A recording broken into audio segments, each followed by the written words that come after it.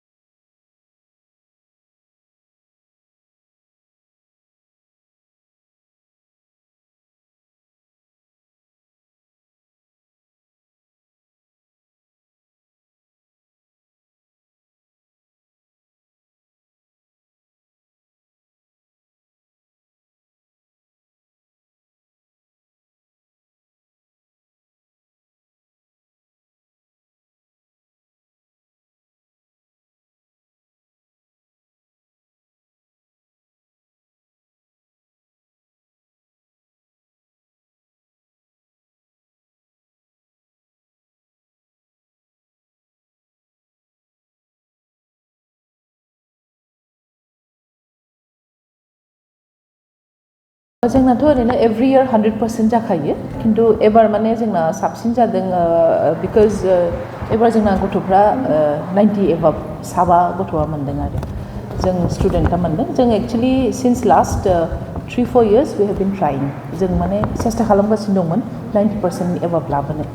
हास्ला हाया माने एसे थाखाय थालाङो जेसेबां खस्थ' खालामबाबो माबा नङा माबा मोनसे माने थालाङो आरो फरायनायाव दा एबार माने गथ'फ्रा हादों एबार स्टुडेन्टफ्रा हादों they are successful this time so our highest percentage is 95.6 औ ओमफ्राय 28 स्टुडेन्टस दंमोन जोंहा 28आव माने 24 स्टुडेन्टसा जोंना फर्स्ट डिव मोनदों आरो 3 स्टुडेन्टस सेकेन्ड डिव ओमफ्राय सासेया थार्ड डिव मोनदों ओमफ्राय लेटार्सआ 13 लेटार्स इंलिशाव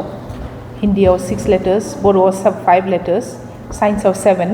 मेथ्सआव 7 ससियेल साइन्सआव 15 लेटार्स हाइएस्ट ओमफ्राय डिस्टिंक्सन 8 जना डिस्टिंक्सन मोनदों 7 जना स्टार मार्क्स मोनदों आरो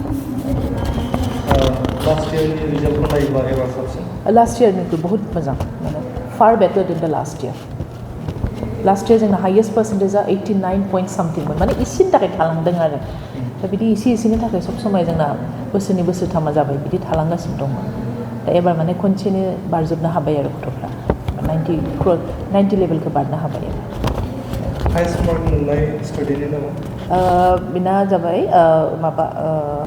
मनीष ब्रह्मा ओमफ्राय बे जोंनिनो स्टुडेन्ट जाहैबाय जों बिथाङा जोंनि स्कुलाव क्लास 4निफ्रायनो दंमोन थारमाने जोंना बे बेट्चनिफ्राय जोंनि गथ'फोरखौ जों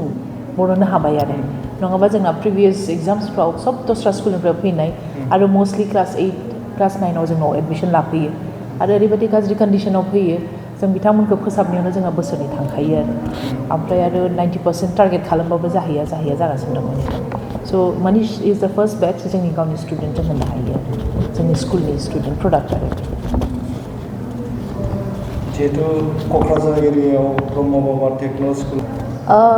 जोंहा बहुत स्ट्रेटेजि दं आरो जोङो आरो बारायलांगोन जोंना एबार जों एफिलिएसन मोनबाय 11-12नि थाखाय so' we are starting our 11 this year arts science commerce मोनथामबो स्ट्रिम जोंहा दंखायो and we have got well trained teachers and highly trained teachers जोंना दङ ओमफ्राय जों दा एकदम with a big start we are going to start our class 11 दा एडमिशन्स जागासिनो दं already especially mostly admissions are coming for commerce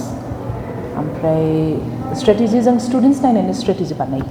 every year जोंना स्ट्रेटेजि चेन्ज जायो it depends on the type of students जों माबायदि strategy अबे स्टुडेन्टनि थाखाय लानांगोन जों बेखौ batch by batch we decide the strategy